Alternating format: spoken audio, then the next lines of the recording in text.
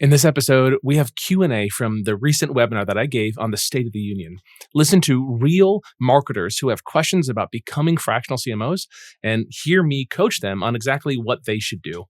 I'd love to hear what you think. So after you're done listening to this episode, I want you to go to cmox.co/podcast, and I want you to go to the Q&A part, and I want you to send me questions. I'd love to hear from you so I can make an episode just for you next. All right, let's go. Marketers of the world, why do we work hard to solve small problems? Why do we reinvent ourselves and our clients over and over? And why are we giving away marketing strategy for free? With advancements in AI, we're all seeing the marketing department shrink from the bottom up. And companies need you to serve them as their fractional chief marketing officer. It's time to solve bigger problems and bring home a bigger paycheck. It's time to create the lifestyle we deserve and to make a greater impact. This is the Fractional CMO Show, and I'm Casey Stanton. Join me as we explore this growing industry and learn to solve bigger problems as marketing leaders. The Fractional CMO Show is sponsored by CMOX, the #1 company to teach you how to attract, convert, and serve high-paying fractional CMO clients on your terms. All right, cool. So I'd love to answer any questions that y'all have. I'm here to hang out too. I got some time on my calendar for dinner with the kids. All right. So let me start. I see, David, you have your hand raised. Let me get a few that we have. What's up, David? Alicia asks, the team for implementation, internal or is it a client's team? Yeah, so it's the client's team. It's one of the things, like you start working with a client and I'll give you an example. So I started working with a client in November, like October, November. And I pulled in some Upworkers. So I went on Upwork.com and I found some people to do some immediate work. And they did a fine job, but they're not my long-term talent. We're going to hire a marketing technician. The marketing technician is preferably a full-time role. So that person's going to work 40 hours a week. I don't care where they live. If the client needs, sometimes you want them in office. So here's an example. I worked with a dental service organization. We bought dental practices in the Northeast from like Vermont, Connecticut, New York, New Jersey. So we wanted someone that could actually drive around and kind of to yell at the ladies at the front desk. It's like really what they was, like I would need someone to show up and be like, hey, Alicia, I need you to answer the phone. I'm going to spend all day here with you to make sure you answer the phone right. So we needed a marketing tech for that. That was a little different. I work in the franchise space and our franchises are across the country. I can't have a marketing technician that can get to every franchise. So my marketing techs are location independent. I've worked with one woman for a year and she lives an hour away from me. I don't know if I'll ever meet her because we'll sell the company before I'd ever meet her face to face. But we talk every other week. So it doesn't matter to me where they live, but the client pays for them exclusively. My preference is not to hire people through headhunters, especially if they're offshore. So there's great places that you can like onlinejobs.ph. If you want to find a Filipino, there's great Filipinos for hire there. But if you start going through headhunters, they might charge you $2,000 a month and pay the headhunter $300 a month. Sorry, pay the laborer $300 a month. And when a laborer is making $300 a month to work full time, like life's tough for them. So I like to go direct to the source. A lot of people are available. Upwork remains my favorite place. I can find talent on Upwork in a minute. Good talent. I just hired a guy for a project. He's in Pakistan. And also there's something maybe a little political too. If you're the kind of person who wants to support certain countries because the US is in a conflict with them or whatever, you can hire those people. Like what a cool thing to be able to do. I hired a guy in Ukraine who's just great. And when I went to go hire, I said I'd hire anywhere, but if you're a Ukrainian, I'll look at you first. And he's awesome. And it feels different, right? To be able to help those kind of people. Does that answer the question? Great. Okay. Awesome. Casey, let me ask another because I think it's a common one, and then you can do the raised hands and then come back to me. Yeah. These are from two, Heather Dawson and Kristen Howland, about niche. So any tips for finding like large, growing, underserved niches? And what do you mean by niche? Are you talking industry or like marketing role, like product marketers, market researchers, et cetera? Okay, great. Kristen, do you want to just come off mute? Like, what's your experience? Like, where do you want to be? Yeah, sure. So I have been a product marketer for a really long time. Mhm. I have a little bit of imposter syndrome that I'm not certain that I am CMO material. I Mhm. have a director title. I have 3 people that work for me, so I'm getting there in terms of P&L and revenue and managing the entire business unit. But I have a history of being a product marketer, so that could be my niche. I've been in ed tech for a long time, but I have a real, like, to your point about, your one of your people already is like in the health and wellness for women. I would Mhm. love to be there, but I'm not sure that I'm ready. So again, back to my question. Thank you, Mm. Michael, for verbalizing it. But is it the industry or is it the specialty of what we are good at? Um, I don't want you to change it once you choose it. And I want you to choose something that you want to be in. I struggle, to be honest with you, to find an industry that I want to be in. I like a lot of stuff. Like, there's not an industry that I don't find interesting. I'm just like one of those people that's just like curious and it's fun and like, yeah, whatever. Like, you want to talk about data lakes or, women's health or whatever. Like, sure, I find all of that stuff interesting. What I found is that I want to be in a place. I found franchise. I think it's interesting, and I could tell you why. But there's just some things about it that make it cool for me. The big one is like they need me before they can pay for me, and therefore I can defer some of my costs and I can make more money at the exit. And PE wants to buy franchises. Hmm. Like, it's a cool place for that reason. So for that, and I have some early successes with that. Easy for me to get in. I know people in the space. I like a sales team. Franchise development has a human to human sales team. Um, I like these components of it. So that's why I like it. But I Mhm. could like other stuff too. The thing that you have to choose is something that you just want to do. And if you don't Right. care, you still have to choose. Right. So you could find these things that you slice and dice and say, like, well, you know what I really want to do is like, I want women's health, but I also want this other thing. But like, women's health is growing because but all medical experiments have been traditionally performed on men. And now as we like Mhm. perform them on women, we can like understand how the women's body works. Maybe that's interesting for you and you want to be there. And that's a good enough reason for you. I would say by and large, um, every industry would work. The only Okay. industries So that I would, industry, not role per se. yeah, the only industry that I would say don't get into, I would tell you right now, don't get into cybersecurity. We've never had anyone successful in cybersecurity. I don't know why. Hmm. I think that cybersecurity folks, if I had to guess, think that their product matters and that's it. If we have a good product, that everyone wants it, because CIOs are maybe a more informed buyer and they don't get swayed by marketing. I don't know. But that's a Gotcha. hard one. All right. That's probably the only one that I would say consistently has been a poor performer. But everyone else is like Interesting. one clients in their weird niches. I had a woman in trucking. I used to say don't get into trucking because trucking's going away. She married a guy who runs a trucking logistics company and took over the marketing and then took over marketing for other kind of competitors out of state and does very well for herself. So 3 to 5 clients is all you need. Just choose Okay. something that you can get depth in. Thank So you so much, Casey. I where appreciate is it. it? Yeah, where would you go? Women's health, or Great. just health tech. Actually, let me be more specific. Yeah, go to women's Health health. It's way tech. better. Health tech is like Whoop bands and It is it, Whoop Man. yeah. I think it's interesting. There's a cool repo on GitHub called Wearapedia. Check it out. Super cool. Look at the companies that are using that because that's like the open source platforms for aggregating all the data for scientific experiments from like Right. Whoop bands, Apple stuff, all that. It's called Wearapedia.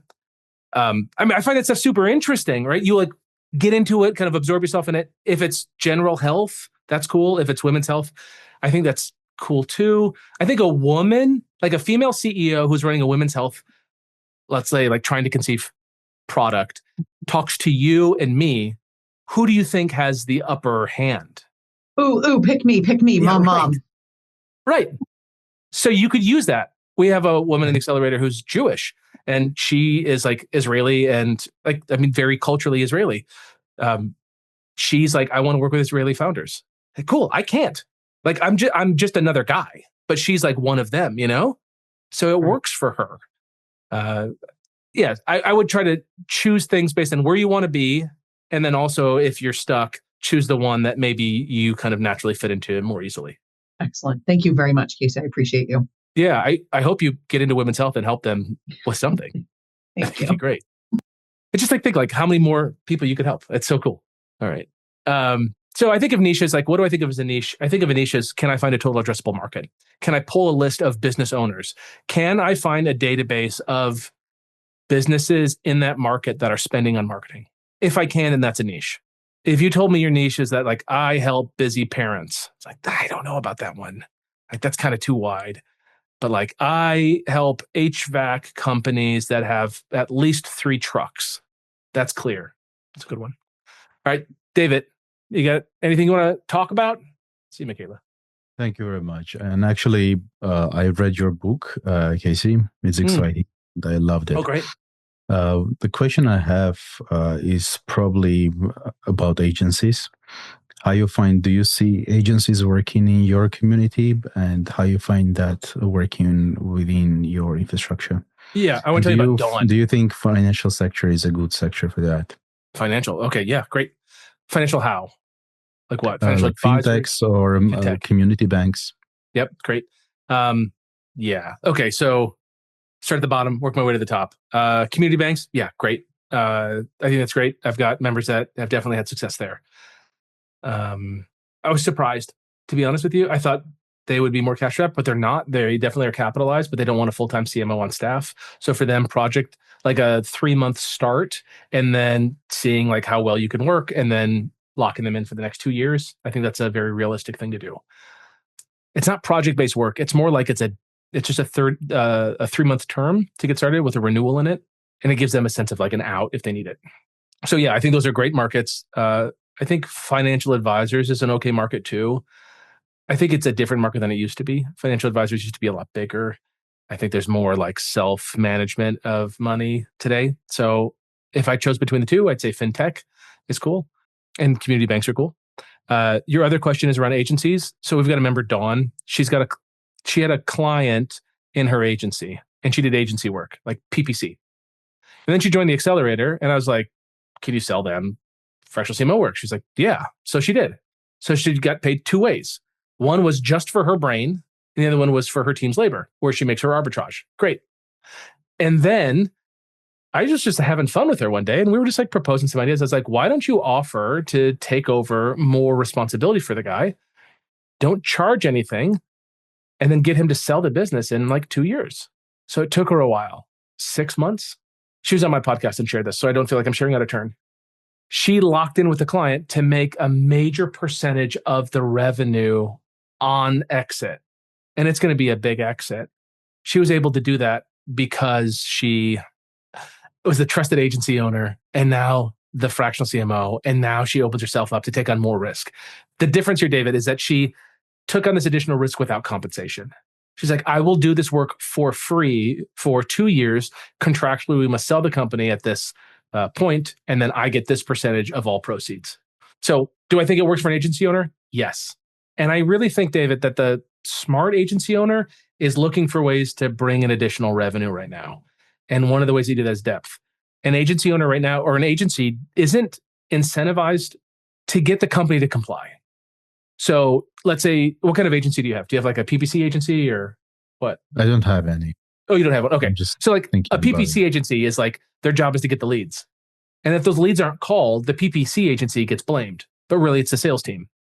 But the PPC agency doesn't have someone inside the company to actually generate change. They just bitch to the CEO. And then the CEO, like, what do they do? So the flip of that is become the fractional CMO, be embedded in the company, and then say, I'm going to join these sales meetings. They're going to know, like, and trust me. And then I'm going to spot check them on calling the leads. You're getting paid for that work. It's very important work. But then finally, the agency can get what they're kind of owed, which is, generating sales. Thank you. That's great. Yeah. I think being an agency is great. I'll tell you, there's a type of person that wants to have an agency. The agencies of old, like back when I worked at the agency, that agency owner, he would go on like month-long motorcycle trips through the country of Georgia. Just like lived a great lifestyle. We all worked diligently. It was great for him. It's just gone now. I don't think that lifestyle's quite the same. Unless, even media buyers, they're losing their edge. What is media buying today? It's good creative. So I think the agency model is hurting. I think there's still good ways to be profitable, but it's not the same. Yeah. All right. I've got Brooks up next. Brooks, you available? Hey, Casey, how are you? So First of all, really love the presentation. I think it added a lot of healthy perspective because there's a lot of things that I've seen change in the past year because of AI. And so it's good to see where the fractional piece fits in nowadays.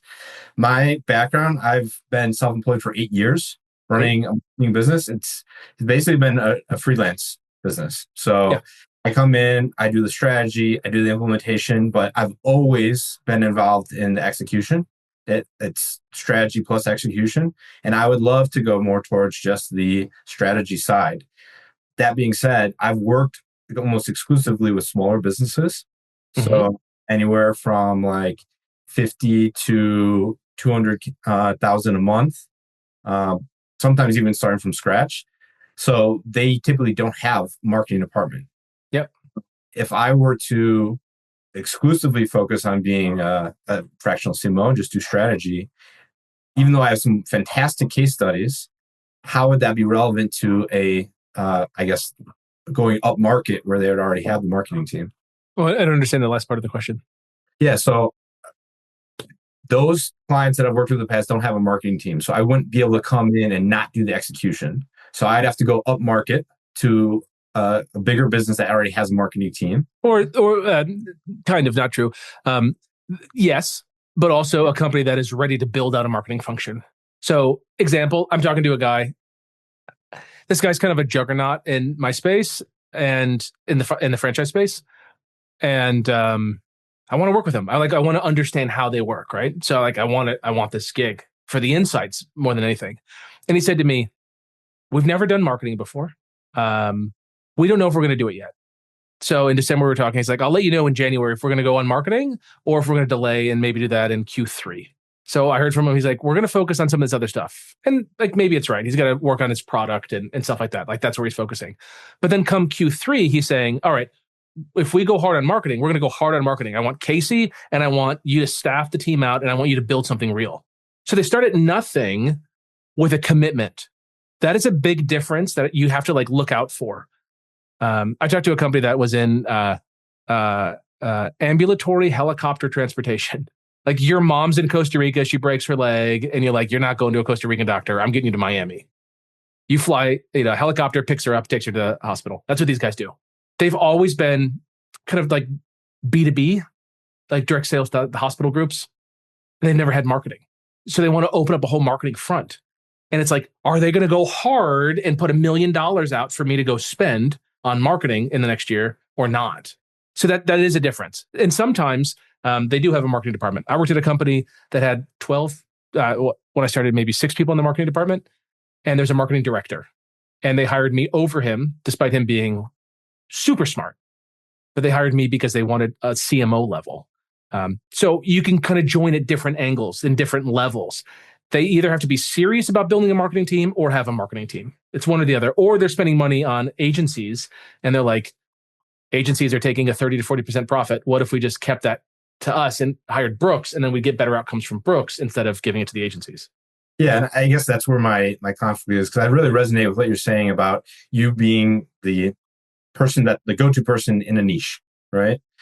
If I'm going to go to a market that has a marketing team, which isn't really businesses I've worked with before, how do I be that go-to person?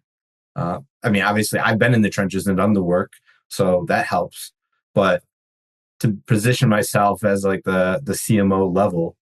So you're going to work, let's just be honest, you're not the right guy yet. So that means that you're likely going to get signed by someone who is less perceptive. It's going to be an entrepreneur that doesn't really understand marketing. They're going to trust you on a vibe that you're going to figure it out. They like you, you hold yourself well, they think you're confident, cool. They're going to hire that guy, not the guy who has the pedigree. That's fine though. When you have more pedigree, it builds up your natural confidence, but you come across strong. So it's rare that I give someone like a full breakdown of all of my wins in the past. It's more that I review the wins that I have to bolster my self-confidence so I present myself well. Does that make sense? Yeah, totally. So you're not precluded from winning a big client. So I'm thinking about this client that I won. I worked with them. They're called First National Realty Partners. Red Bank, New Jersey. Great guys. Real company, dude. We bought grocery-anchored commercial real estate. So we would identify a Wegmans or a Publix or a Piggly Wiggly and all the out parcels, and we'd buy the dirt and we'd go raise funds for it. I never knew any of this stuff, dude. They came to me as a guy who has never once before ever heard of a K2. I'd never heard of an accredited investor. I didn't know any of this stuff, and I didn't have ChatGPT. This was when I left the company, I wrote my goodbye letter with this brand new tool called ChatGPT. Like that's how, it was a couple years ago. This was like 2020. And I was the wrong guy, but they trusted me. And I kept showing up and kept working, and they kept working with me. We were together for 2 years until the money dried up because it was COVID money. We were using that low interest rate money to buy a bunch of stuff. So deal flow slowed down and I moved on. But I was the wrong guy. It's just that I positioned myself and I was hungry and I showed up and I learned and, I got their books and I read it and all that stuff. So you can do it, dude. There's nothing precluding you from being the guy. There's no magic finish line that you have to cross for you to be awarded the medal, for you to be able to charge $10,000 a month to be a fractional CMO. All you have to do is be the guy who's going to be worth it. If you can't lead because you've never led before and you're not learning and you don't have a community of people supporting you and figuring it out, and you make missteps, you'll lose the client. And over time, you'll lose enough clients to be good. That's a way to do it too. I was just at a training for our members yesterday on why you're the best person. The training was called Articulating Why You're the Best. And one of the most, I think, salient points is you're in front of them right now. I'm in front of you right now. What's your other option? Are you in or not? It's fine if it's a no, but if it's a yes, it's easy for everyone and I can start tomorrow. Yep. So yeah, I just would close that gap, have the conversations with people, have a sense of confidence, price yourself accordingly. Just for fun, dude, you should go to a luxury jewelry store and try something on that you like a nice watch, and then ask them for a discount. And just watch how they handle you. They're we don't give discounts, dude. If you want a discount, go to the Timex store. It's and then you take that and you embody that kind of vibe. People appreciate that. This is my fee, dude. You want to work with me? This is what I cost. That's it. It's cool if you don't want to work with me. If you want to work with me and can't afford it, that's cool too. If you want to work with me and you can't afford it, I could start on Monday. Yeah. Yeah. No, it makes total sense. I've charged $30K a month with plenty of my engagements because it's based on performance. But yeah, it's just a new pivot going towards charging that out of the gate and them trusting me. Yeah, that's a good point. I appreciate it. Yeah. I mean, if you're performance like that, I think you would want some kind of upside. Yeah. If you can deliver those kind of results. If you work with those kind of companies. A lot of companies can't do that because they have long sales cycles or they're doing product launches or whatever. It's just different. But if you're working with something more transactional where you can get a cut, I would do it. Yeah. Do a base fee as the fractional CMO. You build and lead the team. They do all the execution. Yeah. To your level. Yeah. Yeah. Cool. That's really good. Appreciate it. Yeah, man. Absolutely. Yeah, I'm excited, dude. It feels like you got it. It feels like you could do well. Yeah. Emily, what's up? Hello. Hi. So I am kind of getting my feet wet with fractional CMO work. I have up until now owned a web design agency, thrown in some other marketing pieces into that for the last 6 years. And the thing that people say about me is that the genius happens when I'm sitting across from the person and kind of excavating from them their goals and creating a framework almost. So I've been, in a sense, operating in some levels of advisory for years. And I've just kind of thrown it into all the packages that I've done when myself or my team is building a website. To future-proof. Makes sense. So you kind of gave away the marketing strategy as you did all this stuff. Yes, sir. Yeah, great. Yes. Which makes sense. Yeah. Because you had to prove yourself. You had to invent the universe first in order for there to be a website. Exactly. And I'm always just I'll just kind of get my feet wet with all these different things. I'll just kind of test this out. Do I like it? All right, I'm going to go harder on that. Oh, I didn't like that. I'm going to not go anywhere near paid ads. I don't want to deal with that myself. I'll hire people to do that. But with fractional CMO, now that I'm more I formalized it a little bit, but I'm kind of, it's a mess. The client that I have right now, it's a mess. But I know even without this being a mess, I know this is the direction I want to go, long term. The mess that I'm in right now is that I came in as a consultant at first. I fixed their Shopify site. Then they were like, oh, we like you a lot. Stick around.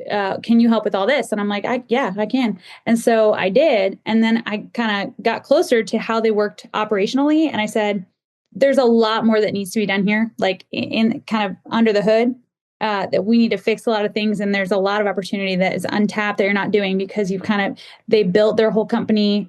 It's a cafe franchisor, and they're also doing retail nationally. And so they built it, kind of bootstrapped it, and just like with available people. Well, those available people are now people that I'm working with, and that's the team that you're talking about. So what do you do when you get into your fractional CMO role and the team that they have under their wing is a whole cluster? And then fire people. Yeah, I think it's potentially on the table, but I don't even know. I might not be the right fit for this company. They might just not be ready to work with somebody like at this level yet. Right now, I quoted them like $6,000 a month, and then he pushed back and he's like, well, let's start at 4. So we started at 4, and now I'm spending way too many hours on it. So the getting your feet wet and kind of messy start is kind of how I've done this. And so now I want to either pull out of it, but really I want to just kind of create some structures so that I can move forward like healthily. And I don't know, like that, like the team, it's their team. So I don't want to go in there as the odd one, I'm not even in their circle, and I'm going in there. I'm like, you need to fire the people that you've been working with for 10 years. Yeah. So it's capacity, and it's capacity for these folks. And it's just kind of like the value systems, and they're just not good enough to do the job that needs to be done to get them where they need to be. So And here's what I would do. Yeah. I would build a skunk works. Do you know that term from Boeing? I don't. Okay. Have you ever heard of the SR-71 Blackbird? It's like this wild looking stealth fighter that we have in the US. It's like our first stealth aircraft. It's goofy. It's the kind of thing, like, if you look at every airplane, David, you know this, right? If you look at like every airplane built before, they look like a normal airplane, and they look at the SR-71 Blackbird and you're like, what? Like, this is like a hallucination of a bird, right? It's just wild looking. So Boeing set their engineers and they said, hey, couple of you guys are going to this building. You're not telling anyone what you're doing. We're going to give you a limited budget. We're going to give you an unbelievably tight timeline. And you guys are going to create the first generation of stealthy aircraft. And these people were like, okay. And they did it. And it's called the Skunk Works. And it's this idea that like a ragtag group of people work together to make an unbelievable outcome happen. Mm-hmm. And it's a mental model for you. Okay. Right? It's like, it's a Skunk Works. You're going to assemble a Skunk Works, and you're going to take a project, and you're going to go assemble your little dream team from Upwork or wherever. And it's going to be a project-based thing. And you're going to go show that you can bring a team that cooks better than the chefs that have been there. And you're going to do it for one project. And you're going to say, hey, we don't have capacity for this. Give me the budget. Let me do this. Here's my thought. 2 things happen. 1, it's done faster. Yes. 2, it shows. Yes. Yeah. That's what I would do.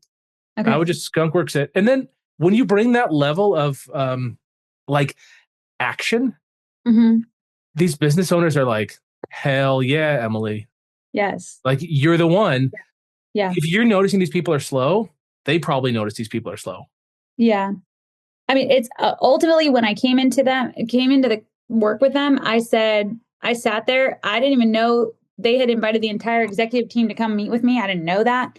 And so I get in there and I'm listening to them talk. And so while I'm listening to them talk, I'm drawing an org chart on a napkin. And I turn around and I'm like, this is where you are right now. Like, totally flat organization. One guy in charge. Direct line to every single person. I'm like, this is all flat. You're never going to scale to the next level unless you make it vertical. And I flipped it to the other side and I was like, here, you need mid-level management. He needs to be out of interaction with all these people. And then he kind of won't do it. So it's also the target is always changing with the guy in charge. He's like, we should work on this. So I want you to work on retail right now. It's all about the retail side. And it's like, oh, wait, no. Now it's all about just getting. So you lock into quarters. And you say, this quarter, this is what we're doing. And if I do this by the end of the quarter, are you satisfied? And they say yes. And you say, cool, let me cook. And then they say, hey, Emily, it's Feb 1. Let's change our whole process. You say, okay, we formally declared this as the quarter. I can do it, but it comes at these costs. You call the shots because you're the CEO. What are we doing? And they're like, all right, when can I bring this up? You're like mid-March, but I'll note it and I'll bring it up to you. And like, okay, cool. Yes. That's the process you got to go through. That helps these entrepreneurs that are, ADHD, that are just kind of crazy. Just settle down. They need to know that they're being handled well. And you can do that by creating some guardrails. So I think the opportunities in front of you, I never take off the table firing everyone. I don't want to fire everyone. Right. But if there's a level of like, can't teach an old dog new tricks, the person is just so stuck in their ways, you got to let them go. There's also, does it hurt or scare people? Does it scare the team? Is that bad? But I just fired someone recently on a project. Just didn't do well. And we had to walk her out. And it sucks. And I wish her well, but she was the wrong person for what we needed. And we're going to keep going. And we're going to hire someone who has more capacity. And they're going to do it. And Emily, one thing that I think no one talks about is sometimes we have people that work for us that aren't smart. And it sounds really mean, right? But if you think that it's very intelligence true is a bell curve, yeah, some people are below the 50% margin, and you know who they are. And it takes a minute sometimes to figure it out. I want to work with smart, capable, hungry people. And sometimes I work with hungry, dumb, incapable people. And I got to shuffle them out. This is music to my soul, everyone. Yeah. Yeah, good. Hungry, dumb, incapable people. I appreciate that very much. Thank you. Yeah, you're welcome. Yeah, good luck with it. Thank you. Yeah. Lisa, before I get to you, if anyone wants to go after Lisa, let me know. And then just book a call in with Justin too. Just go to cmox.co/call. What's up, Lisa?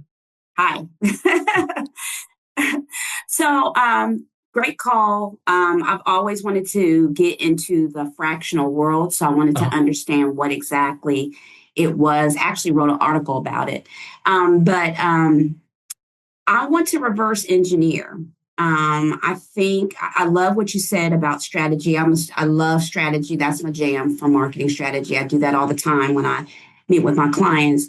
But I want to be that conduit for fractionals that need that implementation work that you talk about. Why? Why? Because that's been my background, and I have a Rolodex of different things that I can do. But why are you sitting at the kids' table? Why don't you come to the adults' table? You say you like doing the strategy work. Why are you doing the implementation? I could do both, like your friend did. So I could be at the adult and the kids' table, to be honest. You got to choose your seat. You got to choose what you want. Implementation's fine. Mm-hmm. Implementation is busy work, and it's relevant, and okay, you're not going to get economies of scale. You're not going to be able to solve big problems with it unless you're like a performance marketer, like Brooks was talking about. That's a good way to do implementation. But you lose out on getting a seat at the big table. Mm-hmm. You lose out on all the big outcomes that are available there. And I'll tell you, life is just different. When I was working at that private equity real estate company, we acquired $1.1 billion of real estate in 26 months. Okay. I had a marketing budget. I was spending $20,000 a day, $30,000 some days. Mm-hmm. Anything I wanted, I could have. I had $1,000 a month slush fund for my team where I could just do goofy shit like send them DoorDash of pretzels if I wanted. Mm-hmm. Well, every time we ran a webinar, we did a guess of how many people were on there. And if you won, you either got like a $50 gift card to Amazon or a $200 gift card to Applebee's. Mm-hmm. Right? It was just like, it was funny. No one ever took the Applebee's gift card. It was just a fun thing to do. And like, that's where I'm passionate. I'm not passionate in like the nuanced implementation thing. And I think things are just getting eaten alive with AI. I mentioned this thing, Claudebot or Moltbot. It's crazy what's available right now that you can just piece together to do all of your bidding. Mm-hmm. I can't say enough about that. Like, if I have a good buddy, Kevin, who ran copychief.com and taught copywriters how to write copy persuasively. Right. And he fought like hell to keep it. And he sunsetted that product, that whole program. He left everything behind because AI is eating him alive.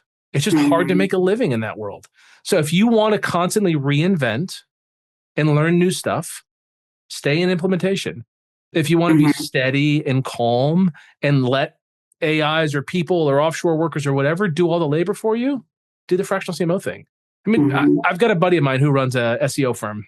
He's calm, he's measured, he makes good money, he's niched down, smart, he's got a good life. So it does exist. But his staff is rapidly changing. He went from Mhm. all American workforce to probably 50-50 offshore. And now he's heavy into AI. He's forced to deliver more outcomes for people in less time for less money.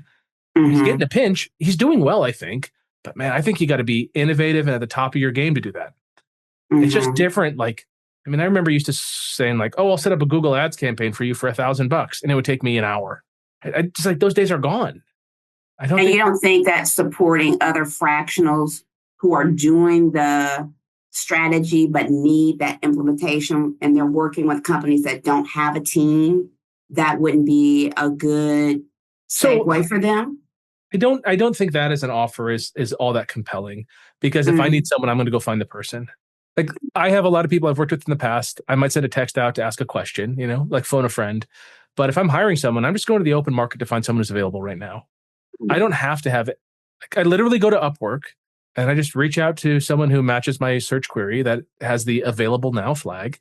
And I message them and I get on a mhm, video call and make sure that they're human and I ask them questions. And if they're good, I give them a small project and pay them in milestones.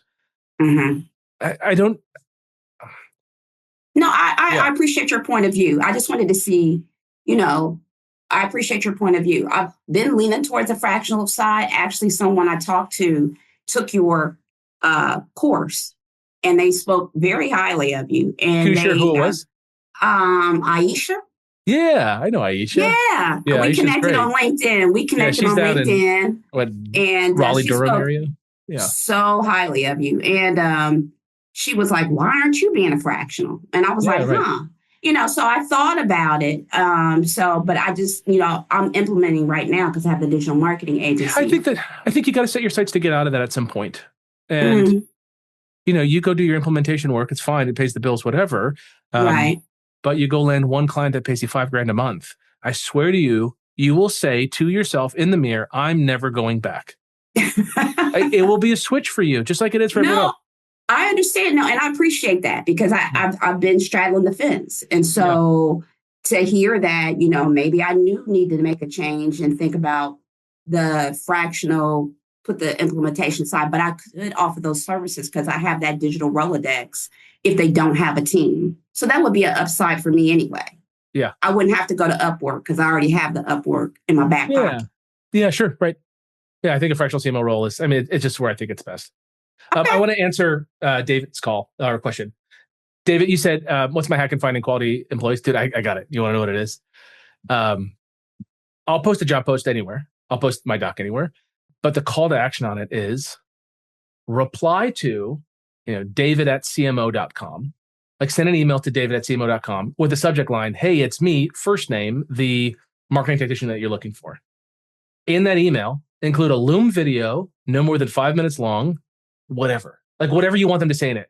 You could say, describing your favorite recipe that you like to make for dinner, right? Just simply that. The number of hoops someone has to jump through to like read it. AI is not going to do that. AI is not going to record a video for them. It's a human that went through the whole process. We find that it's fleetingly few people make it through that process. But you're not stuck in the garbage candidate review field things inside of like Indeed or Upwork or whatever. There's people email you. I'm the person that you're looking for. You're like, sweet. Upwork, you can't do it. They have to message you because you can't give an email address. But that's it. And then you review the candidates as they come in, and then you just keep reposting the same job post, maybe change the title a bit to make it fresh. But that is the secret. And I will watch a video no matter what I'm doing. I'll like stop and I'll watch a video of a candidate. And if it's a good vibe, I tell them it's a good vibe. Amazing. That's a And great we reach out advice. to them and and we have a Thank you. chat. Yeah. Casey, I've actually got two more questions. Oh, sure. Okay. Let's do it. Yeah. So these are going to be from Christian, and then Andrew, you'll be up last. Okay, cool. Christian's asking, after exhausting your referrals, how do you go about prospecting and cold calling? It's not door to door, so a list, a script. Sure. Yeah. I mean, listen, like, I guess like I'm incentivized to tell you that there's like a black box strategy here. What it is that you're the expert. You got to be the expert. You got to know it. You got to like map it out. We do some really cool stuff in the accelerator. We call it the Industry Intelligence Playbook. And it's a series of like research prompts and pulling together the big ideas of who these players are. And you go and you meet them. If there's a conference happening, you go and meet people, you reach out to them, you go pay for the conferences and you attend them and you meet folks. Like, I'm not selling you a lie that you can be rich overnight. I'm saying if you become the person people want, you will be full for the rest of your life. So this is about being the person that you want to be. Do you have to write a book? No. But you should, like, what does the person who's number one in the space do? That was my thought. Like, when I wrote my first book, I was like, if I was the number one guy teaching people how to be fractional CMOs, what would I do? I'd probably have the book on it. So I wrote the book. And then I was like, I'd probably have the podcast on it. I probably have the biggest Facebook group on it. Right? It's like, it's the actions of doing the things that the number one would do get you to the point where you become the number one. And it's curiosity. It's never turning down a conversation. But there's a hunger to it. And I mean, there's technique to it. It's how you talk to people. It's how you follow up. It's how you're you and unique. But I want to be 100% me and authentic with my clients. I don't want to hide. Like, I want jokes. I want fun. I want it to be kind of silly. I want us to work really hard together and everyone make a lot of money. So I'm really authentic and I don't hide any of that stuff. So I think in a world where everyone's saying to leverage AI for your outreach and to build relationships, I'm the guy who's saying don't, and build true, real relationships with fewer people. I got a buddy of mine who is arguably my most important connector in my life. He's driven me some really good business. He's in Minneapolis. I am not talking to him about business. I'm talking to him about his daughters and how they're feeling about what's happening. I think that's a real relationship. I'm not manipulating him. I really care. I want to know what his life is like. So that's the conversations that I'm having with him. Because I care about his family, you know? Send Christmas cards or holiday cards to these people. You want real relationships. That's how you become the person. You have that level of authority.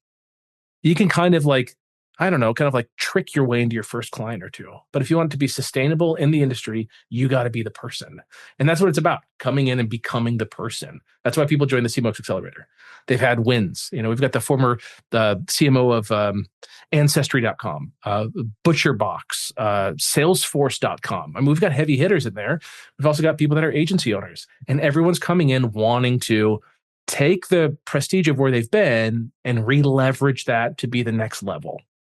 And that's like who they are. So I think it's really about who you are and kind of building out that persona publicly to a small group. You know, you'll see I don't post on Facebook. I don't post on LinkedIn. I don't post on Instagram because I just text message a lot of people. Like, I have tighter relationships than that. Maybe someday I'll get on that train, but I don't need to do that for business. Maybe as you get started, it works for you. We have members that do very well with it, and we train around it too. So I hope that's helpful, Christian. All right, and we'll wrap it up with Andrew. You may have spoken to this. Are there particular industries, niches with higher propensity of success, conversely, not as strong opportunities for fractionals? It's a tough one because Andrew, like, two companies can look the same side by side. You know, can you say what industry you're looking at, Andrew? Like, broad industries? Broad industries. So being in the Detroit area, automotive. Oh yeah, we've got a woman in automotive, dude, that is cleaning up right now. Oh yeah, she's in boardroom. She's crushing it. She's in auto repair, like helping auto repair shops. So that's a cool niche. But she knows it. Like, she's one of the people, you know. Yeah, my background's all OEM. So it's all OEM. Okay. Yeah. Yeah, I mean, but there's interest in that. Like, you can pivot that in a way. You can tell a story about your OEM experience and how you can help aftermarket folks too. Yep. I know how the big guys do it, so therefore I can help you. Mm-hmm. I wouldn't think that there's nothing tells me that would be a bad industry. Yeah. Okay. Yeah. I think that maybe there's some cyclical stuff with government funding. You know, you get like a blue president, and maybe there's more stuff for electric cars, and that could be something to be considerate of if you want to be like an electric space. Yeah, we've got some folks. I just exited a EV startup. So okay, yeah. Right. Yeah. We've got some members that are in the green tech space. Mm-hmm. And definitely when Trump came in, it was tough. But like it's kind of loosening up a bit. We're seeing more private funding in that space. So they're able to do well and close good business. But it was different than like the middle of Biden. Sure. Absolutely. Yeah. Much friendlier environment for that. Yeah, I would say that my big thoughts on niche are it's kind of a case-by-case basis. Like outside of cybersecurity, it's a case by case. I could talk to someone and they're like, dude, I'm going hard. I just, got a divorce, and all I'm going to do is work and grind, and we're going to build this thing out. And I want just a stud that's working alongside me. Right? Who cares what their revenue is? That person could afford you, maybe, even if it's tight for them, and they're just going to go hard and they're going to win. Like, that's on paper a bad client, but in reality, probably a great client. And then you've got someone else who's like super well capitalized, but they want incredibly fast turnaround that's just like unbearable for you. To them, you're cheap, but you're not moving fast enough, and it's just like beyond what you want. So it's case by case, and I'll meet with anybody and have conversations. And then you just get pickier over time on who you want. Got it. Thank you. Yeah, you're welcome. Great. Well, thank you all for being here. Just about 2 hours. If you have questions, ask them in the Facebook group. We've got cmox.co/community. It's the Fractional CMO community. We've got like 7,000 folks in there. So hop in there, be an active member of that. I'll put that in cmox.co/community there. Thank you, Michael, with the HTTPS. That'll redirect you to the Facebook group. You can join that, ask questions there. Sometimes I go live on Facebook. And I'd love you to book a call in with Justin if you guys want to see if you've got what it takes. We've only got 5 spots available for February, so we're pretty choosy about who we let in. But if you think it's you and you want to get in and you want to win in Q1 and start building a client base, I'd love to help you. Thank you for being here. Take care. See you later. Thank you for sticking around for the full episode. As you know, learners are earners, but you've got to take action on what you heard today. For more information and show notes, visit fractionalcmoshow.com. If you'd like me to answer your questions on an upcoming episode, you can share your question at fractionalcmoshow.com. And last, please hit the like and subscribe button so that I know that this content is helpful to you. All right, go get them.